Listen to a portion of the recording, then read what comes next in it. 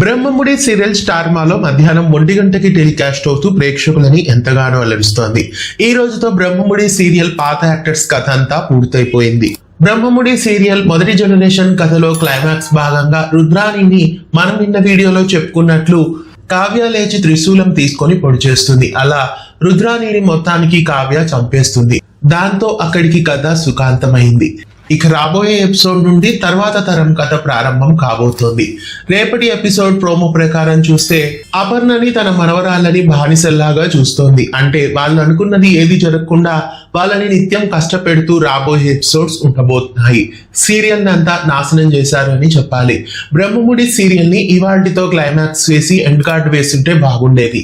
ఈ రోజు కథని ఎక్కడైతే ఇలా మార్చేసి నెక్స్ట్ జనరేషన్ ని చూపించాలనుకుంటున్నారో అక్కడికే రుద్రాణిని అంతం చేసి కథని సుఖాంతం చేస్తుంటే బాగుండేది. ఈ రోజుతో బ్రహ్మముడి సీరియల్ కి క్లైమాక్స్ పడుంటే బాగుండేది. బానిసల్లాగా కావ్య పిల్లలు పెరగడం ఏమీ బాగోలేదు. రాబోయే ఎపిసోడ్స్ ఏమీ బాగుండకపోవచ్చు అని అనిపిస్తోంది.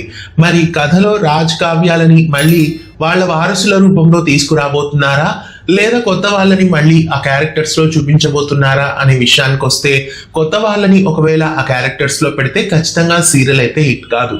ఒకవేళ రాజ్ కావ్యాలని మళ్ళీ వాళ్ళ పిల్లలుగా పెడితే బాగుంటుంది. అంతకు మించి కొత్త యాక్టర్స్ ని కథలో తీసుకొస్తే పలుకే బంగారం అయిన సీరియల్ ఎలాగైతే డ్యామేజ్ అయిందో బ్రహ్మముడి సీరియల్ కూడా ఖచ్చితంగా అలాగే డ్యామేజ్ అవుతుంది.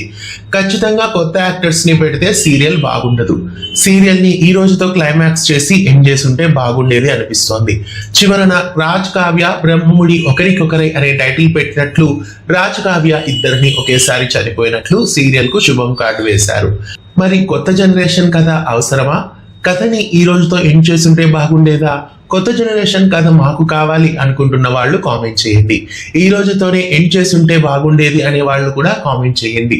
బ్రహ్మముడి సీరియల్ మొదటి సీజన్ సమాప్తం కావడం మీకు ఎలా అనిపిస్తోంది? బ్రహ్మముడి సీరియల్ మొదటి సీజన్ క్లైమాక్స్ కి 5కి గాను మీరు ఎంత రేట్ చేస్తారో కామెంట్ చేయండి. ఇలాంటి మరెన్నో వీడియోస్ కోసం ఛానల్ ని సబ్స్క్రైబ్ చేసి గంట కొట్టేయండి.